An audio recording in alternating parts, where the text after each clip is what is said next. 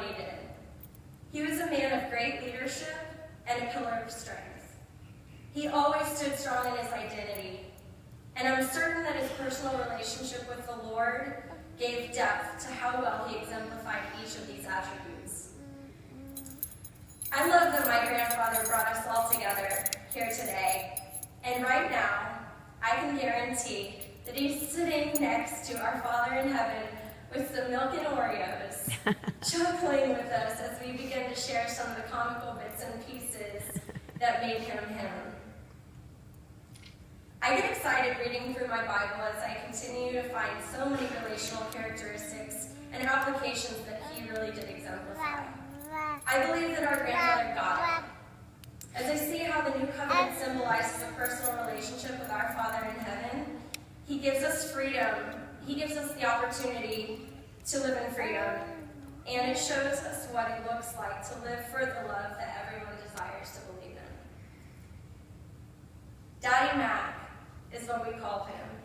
Daddy Mac loved so well because he understood its true essence. He knew how much he was loved by those around him. And for that, I thank each and every one of you for being such a major part of his life. In 1 Corinthians chapter 13, we read about what love is.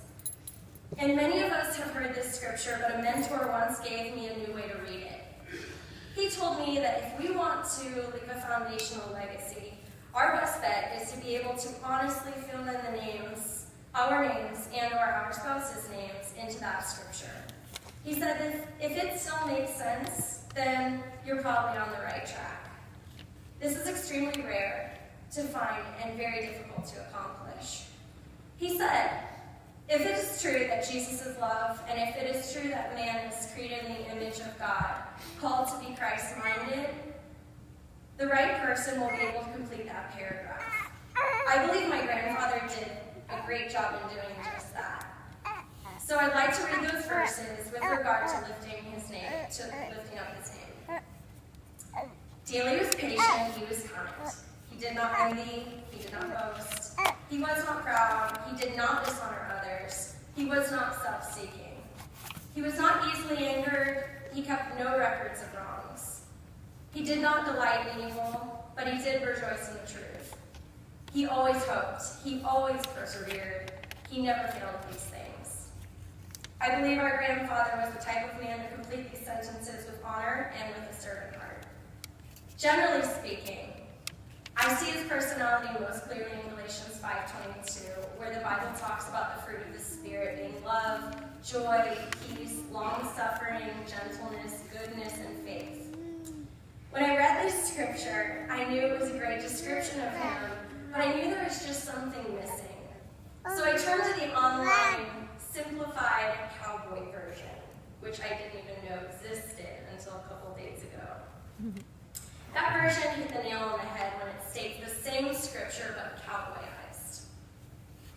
It stated perfectly when revealing that the offspring of the Spirit is love, real happiness, a content heart, easygoing, nicer than all get out, gooder than gold, and being faithful. Because that's how we laughed. That was our Daddy Mac. Now, all that to say, you could throw every bit of that out the window if you press the wrong button too many times, or if he had a chainsaw in the back of his car,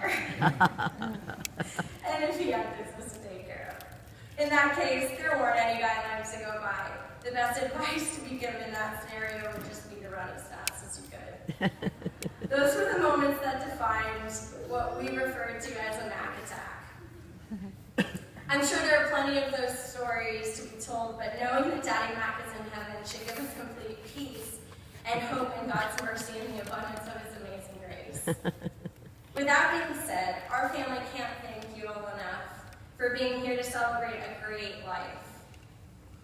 And we hope that you'll join in on sharing some fun stories of your own about